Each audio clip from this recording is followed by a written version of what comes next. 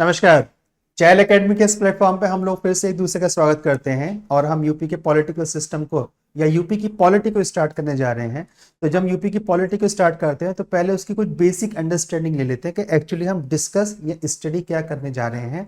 ध्यान रखिएगा, इतना इंपॉर्टेंट टॉपिक है कि स्टेट पीसीएस से यहाँ पे इंपॉर्टेंट क्वेश्चन हर साल पीसीएस के लेवल पर पूछे जाते हैं। अगर हम यूपी के पॉलिटिकल सिस्टम या यूपी की पॉलिटी को स्टडी करने स्टार्ट करते हैं तो पहले इसके ऑर्गेनिज्म को देख लेते हैं कि हमें एक्चुअली स्टडी क्या क्या करना है। तो हम यूपी के लेजिस्लेचर को स्टडी करेंगे यहाँ पर। तो हम यूपी के लेजिस्लेचर को यहाँ पे स्टडी करते हैं। फिर हमारे पास दूसरा जाता है एग्जीक्यूटिव, फिर जुडिशरी, फिर लोकल सेल्फ गवर्नमेंट और इन पार्लियामेंट प्रेजेंटेशन यूपी का कैसा होता है, क्योंकि कहते हैं कि दिल्ली का रास्ता यूपी से ही होकर निकलता है। तो यहाँ की जो पार्लियामेंट्री स्ट्रक्चर रिप्रेजेंटेशन है उसको भी हमको स्टडी करना पड़ेगा। तो ये सारा हम इन डेप्थ स्टडी करेंगे, लेकिन उससे पहले एक थोड़ा सा ब्रीफ इंट्रोडक्शन बस यहाँ पे ले लिया जाता है। तो अगर हम स्टेट की डेफिनेशन में जाते हैं, अगर हम स्टेट की डेफिनेशन में आते हैं, और जब मैं स्टेट की डेफिनेशन में बात करता हूं तो इंडिया के स्टेट डेफिनेशन की बात नहीं कर रहा हूँ, स्टेट यानी कि होल कंट्री की डेफिनेशन में, क्योंकि वहां पे भी कंट्री को स्टेट पॉलिटिकल सिस्टम में भी स्टेट ही बोला जाता है। तो अगर हम स्टेट की डेफिनेशन में जाएंगे तो हमारे पास दो डेफिनेशंस देखने को मिलती हैं। एक होती है हमारे पास पॉलिटिकल डेफिनेशन और एक हमारे पास आ रही है कॉन्स्टिट्यूशनल डेफिनेशन। अगर पॉलिटिकल डेफिनेशन की बात करेंगे तो उस पॉलिटिकल डेफिनेशन में हमको ये पता था कि स्टेट के हमारे पास 4 ऑर्गन होते हैं। पहला होता है लैंड, दूसरा होता है पॉपुलेशन, ठीक है, तीसरा होता है गवर्नमेंट और चौथा होता है सोवरेंटी, SOVEREIGNTY, सोवरेंटी, संप्रभुता। तो एक निश्चित क्षेत्र होना चाहिए, जनसंख्या होनी चाहिए, सरकार होनी चाहिए, एग्जीक्यूटिव ऑर्गन होना चाहिए। इसको बोलते हैं इंस्ट्रूमेंट ऑफ द स्टेट, क्योंकि स्टेट जो भी काम करेगा वो एक्चुअली गवर्नमेंट के थ्रू ही करता है। तो ये क्या होता है, गवर्नमेंट का एक प्रकार से, स्टेट का एक प्रकार से फेस होती है गवर्नमेंट, और जो सिटीजन्स होते हैं, जो पॉपुलेशन होती है, उनके बीच में कम्युनिकेटिंग सेंटर है गवर्नमेंट। ये इंस्ट्रूमेंट है, स्टेट की एजेंसी है जो यहाँ की बात यहाँ तक पहुंचाती है।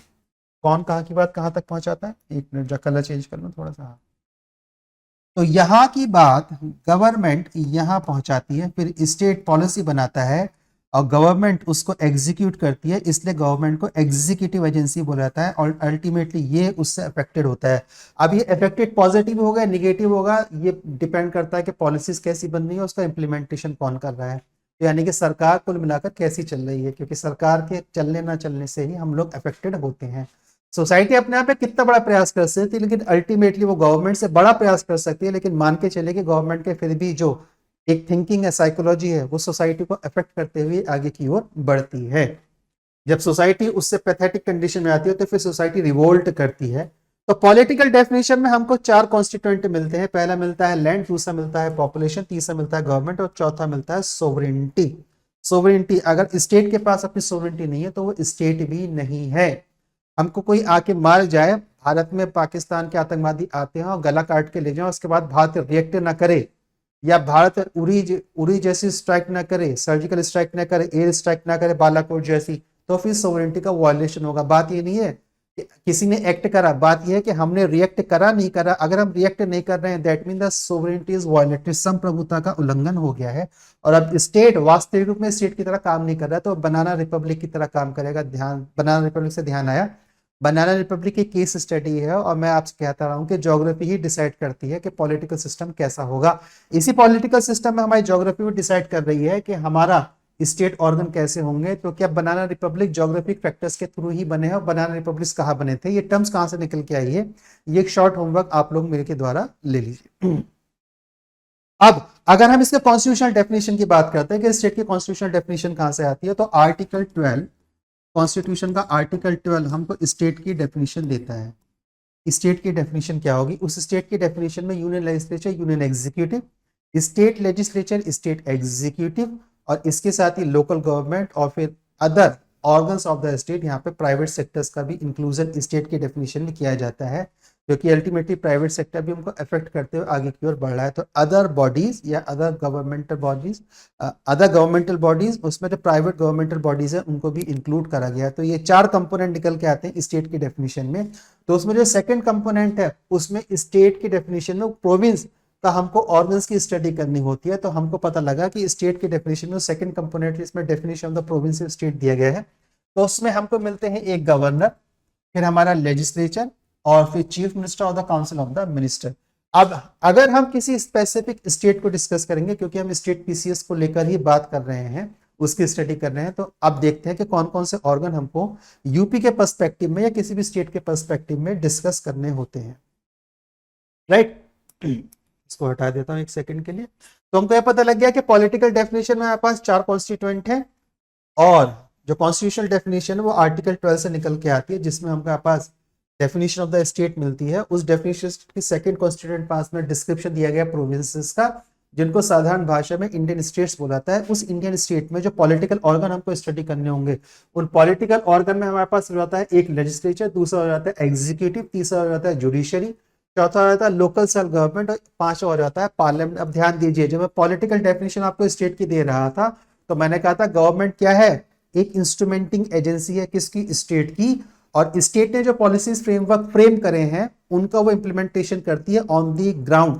तो वही इंप्लीमेंटिंग एजेंसी को बुलाता है एग्जीक्यूटिव। इस एग्जीक्यूटिव में कौन आएगा, तो गवर्नर आएंगे, सीएम आएंगे, काउंसिल ऑफ मिनिस्टर आएंगे, तो एडमिनिस्ट्रेटिव ऑफिसर यानी कि अटॉर्नी जनरल आएंगे। पहले देख लेते हैं लेजिस्लेचर क्या कहता है। अगर लेजिस्लेचर की बात करेंगे तो यूनियन लेवल पे हमारे पास लेजिस्लेचर के 3 ऑर्गन है, राष्ट्रपति है, लोकसभा है और राज्यसभा है। इसी प्रकार से यूपी के पर्सपेक्टिव में हमारे पास कौन है, गवर्नर है, लेजिस्लेटिव असेंबली है, सॉरी गवर्नर है, तो गवर्नर है, लेजिस्लेटिव असेंबली है और लेजिस्लेटिव काउंसिल है। हमको पता था कि यूपी में बाइकैमरल लेजिस्लेटिव अरेंजमेंट है। लास्ट लेक्चर में मैंने आपको होमवर्क दिया था, अगर नहीं करा तो फिर से उसको रिपीट कर देता हूं। हमको ये पता करना है कि इन टोटल इंडिया में ऐसे कितने स्टेट है जिनके पास बाइकैमरल लेजिस्लेचर प्रोविजन है। यूपी उसमें से एक है, तो बाकी और कौन कौन से स्टेट है। ऑप्शन में आपको देता हूं कि यूपी से अलावा कितने हो सकते हैं, 4 हो सकते हैं, 5 हो सकते हैं, 6 हो सकते हैं या 7 हो सकते हैं। 7 से ऊपर है नहीं, 4 से कम नहीं है। आगे की ओर बात करते हैं। तो देखिए, गवर्नर हो गए, तो गवर्नर है इस समय हमारे पास, नाम भूल गया गवर्नर का, अभी याद आ रहा है बात करते करते। ठीक है, तो गवर्नर हमारे पास वो लेडी है, उनका नाम मैं भूल गया, गवर्नर का नाम। गवर्नर है, लेजिस्लेटिव असेंबली है जिसमें हमारे पास 403 मेंबर्स है, और लेजिस्लेटिव काउंसिल है जिसमें हमारे पास 100 मेंबर्स हैं। ठीक है, तो इस प्रकार से जो स्टेट का लेजिस्लेचर होता है उसमें भी 3 कंपोनेंट निकल के आते हैं, और जहां पे लेजिस्लेटिव काउंसिल का प्रोविजन नहीं है वहां पे 2 कंपोनेंट निकल के आते हैं। तो अगर मान लीजिए कि यूपी के पास लेजिस्लेटिव काउंसिल नहीं होती, तो स्टेट लेजिस्लेचर में हमारे पास 2 ही कंपोनेंट होते हैं, एक होते हैं गवर्नर और दूसरी होती है लेजिस्लेटिव असेंबली। लेकिन यूपी बाइकैमरल लेजिस्लेटिव अरेंजमेंट है, तो इसलिए हमारे पास 3 कंपोनेंट यहाँ पे बनते हैं। पहला बनता है गवर्नर, दूसरा बनता है लेजिस्लेटिव असेंबली, और तीसरा बनता है लेजिस्लेटिव काउंसिल। ये हो जाता है हमारा स्टेट लेजिस्लेचर का।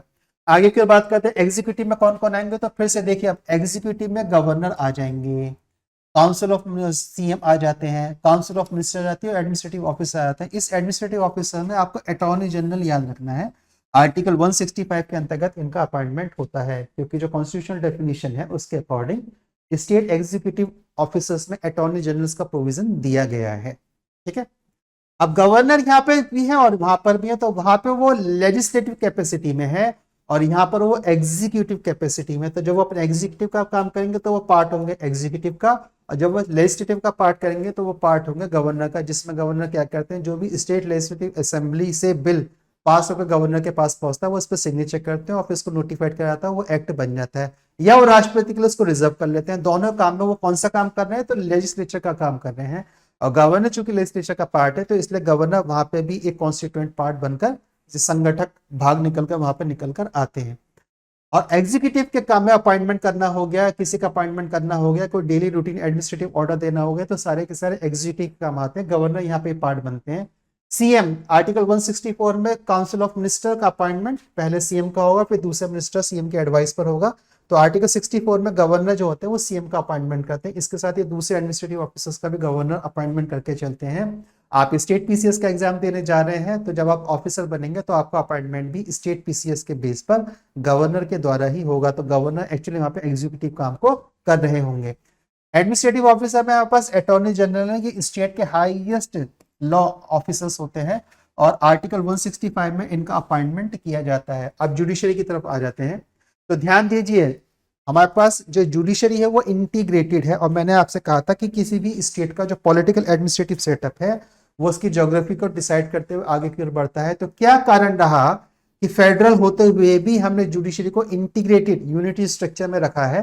क्योंकि अगर आप जुडिशरी के बेस पर जाएंगे तो जुडिशरी फेडरलिज्म, जुडिशरी की जो स्ट्रक्चर है, जो हायरार्की है, वो फेडरलिज्म का वॉल्यूशन करते हुए अपने आप को स्टैब्लिश करती है, क्योंकि हमारे पास सुप्रीम कोर्ट है, फिर हाई कोर्ट है, और फिर हमारे पास डिस्ट्रिक्ट कोर्ट है, और फिर उनके और सबॉर्डिनेट कोर्ट्स हैं।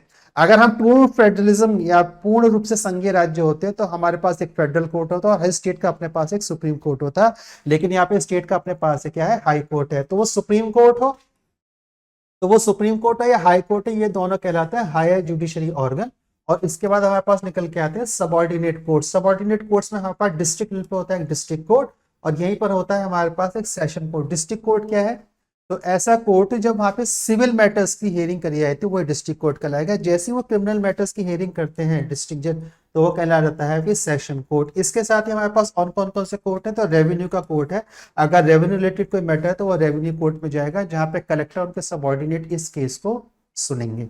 दूसरा हो जाता है हमारे फास्ट ट्रैक कोर्ट। ये 2002 से फैसिलिटीज यूपी में भी स्टार्ट हो गई है। फैमिली कोर्ट हमारे पास 1984 से है। और स्पेशल कोर्ट होते हैं हमारे पास, और विलेज कोर्ट ये हमारे पास जो प्रोविजन स्टार्ट हुआ है 2008 से स्टार्ट हुआ है। इस विलेज कोर्ट में जो अधिकारी होते हैं, जो टॉप लेवल के ऑफिसर, उनको बुलाता है न्याय अधिकारी, जुडिशियल ऑफिसर। यहाँ पे कोई जज नहीं है, यहाँ पे जुडिशियल ऑफिसर की कैपेसिटी में व्यक्ति वहां पे बैठेंगे, जिनको न्याय अधिकारी बोला जाएगा, न्यायाधीश नहीं बोला जाएगा। ठीक है, तो न्याय विलेज कोर्ट का प्रोविजन हमारे पास 2008 से है, और फैमिली कोर्ट का प्रोविजन हमारे पास 1984 से, और फास्ट ट्रैक का प्रोविजन हमारे पास 2000 से है। रेवेन्यू कोर्ट हमारे पास स्टार्टिंग से चल रहे हैं, और स्पेशल कोर्ट स्पेशल हियरिंग के लिए यहाँ पे अपॉइंट या एडहॉक करे जाते हैं। अब आप देखिए आगे क्यों क्या होता है। फिर आता है लोकल सेल्फ गवर्नमेंट। तो हमको पता था कि हमारे पास अर्बन पॉपुलेशन कितनी थी, 22% थी, और इसके साथ ही हमारे पास जो रूरल पॉपुलेशन थी 22%, 22.17% थी, और इसके साथ ही जो हमारे पास रूरल पॉपुलेशन निकल के आती है वो 77 पॉइंट समथिंग परसेंट के रूप में निकल कर आती है। तो जो अर्बन पॉपुलेशन है उसके लिए लोकल लेवल पे कौन सी गवर्नमेंट काम करेगी, तो उसको बोला जाता है डिस्ट्रिक्ट, ब्लॉक, और sorry municipal corporation, municipal council और नगर पंचायत। ये अर्बन क्लस्टर के लिए काम करती हैं। तो हमको पता था हमारे पास जो म्यूनिसिपल कॉर्पोरेशन वो टोटल कितने हैं, 17 है। और जो विलेज लेवल पे काम करेगा तो उसमें बोला जाएगा डिस्ट्रिक्ट पंचायत, ब्लॉक पंचायत और विलेज पंचायत। तो ये टॉप लेवल हो गया। ये इंटरमीडिएट लेवल हो गया ब्लॉक पंचायत, क्योंकि जिसमें क्लस्टर ऑफ विलेजेस आते हैं, और इन्हीं क्लस्टर ऑफ ब्लॉक्स का भी बनता है डिस्ट्रिक्ट। तो एक डिस्ट्रिक्ट में क्लस्टर ऑफ ब्लॉक होते हैं, यानी कि समूह होता है ब्लॉक्स, और एक ब्लॉक में समूह होता है विलेज का। और हमारे पास 59,073 टोटल विलेज हैं। और लास्ट लेक्चर में हमने स्टडी करा था कि यूपी इस विषय को लेकर टॉप करता है, क्योंकि यूपी के पास सबसे अधिक विलेज पंचायत पूरे भारत में रहती हैं। ठीक है, तो ये करेगा अर्बन नगरीय क्षेत्रों के लिए काम, और ये करेगा ग्रामीण क्षेत्रों के लिए काम। यहाँ पे भी 3 स्तरीय व्यवस्था है, और यहाँ पे भी 3 स्तरीय व्यवस्था है, म्यूनिसिपल कॉर्पोरेशन, म्यूनिसिपल काउंसिल और नगर पंचायत। ठीक है, ये ट्रांजिशन जोन का ब्लॉक लेवल का एरिया होगा, जहां पर वो कोई भी एक टाउन जो है वो सिटी बनने के लिए अब तैयारी कर रहा है, तो वहां पर ये काम करते हैं। अब इन पार्लियामेंट, अब हम पार्लियामेंट का अगर हम स्टडी करेंगे तो पार्लियामेंट में लोकसभा में यूपी से टोटल मेंबर ऑफ पार्लियामेंट निकल के आते हैं 80, और राज्यसभा में टोटल मेंबर ऑफ पार्लियामेंट निकल के आते हैं 31। इस प्रकार से यूपी अपने लेवल पर ही टोटल 121 मेंबर ऑफ पार्लियामेंट्स को इंडियन पार्लियामेंट में भेजता है। अब ध्यान करिए, 543 तो टोटल है, उसमें से 80 यूपी ने भेज दिए, 245 टोटल राज्यसभा को लेकर, उसमें से 31 यूपी ने भेज दिए। इसलिए यूपी को इस भारत की पॉलिटिकल स्टेट बोला जाता है, ये पॉलिटिकल कैपिटल की तरह काम करता है। और जो यूपी जीतता है वो केंद्र पे कंफर्टेबली गवर्नमेंट बनाता है। इस बार का इलेक्शन का रिजल्ट देखिए, यूपी जिस एस्पायरेशन के साथ जीता जाना था उस एस्पायरेशन के साथ नहीं जीता गया। क्या हुआ, एक फुल टाइम मेजोरिटी गवर्नमेंट नहीं बन पाई है, जैसे कि लास्ट 2 टाइम से हुआ था। लास्ट 2 टाइम से यूपी अपनी फुल मेजोरिटी देकर दिल्ली में सरकार बनवाया था, लेकिन इस बार इसने क्या करा, मेजोरिटी को हाफ कर दिया, और उस हाफ के कारण बीजेपी इस बार 240 पर रुक गई। अगर मान लीजिए कि 60+ सीट्स आती तो यानी कि 272 फिर से बीजेपी की अकेले अपने दम पर ही आ जाती। तो इस प्रकार से लोकसभा में जो हमारा रिप्रेजेंटेशन है वो 80 मेंबर्स ऑफ पार्लियामेंट का है, और राज्यसभा में जो हमारा टोटल रिप्रेजेंटेशन है 31 मेंबर ऑफ पार्लियामेंट का है। ये ब्रीफ डिस्क्रिप्शन था कि जिसमें हम legislature, executive, judiciary, local self government और इन पार्लियामेंट प्रेजेंटेशन को डिस्कस करेंगे। इसमें से भी 4 इंपॉर्टेंट फैक्ट्स यूपी की पॉलिटी और पॉलिटिकल सिस्टम को सामने निकल कर आते हैं। वो है हमारे स्टार्टिंग के 4, यानी कि legislature, executive, judiciary, local government. और नेक्स्ट लेक्चर से हम लोग स्टार्ट करेंगे लेजिस्लेचर। तब तक के लिए जय हिंद और वंदे मातरम।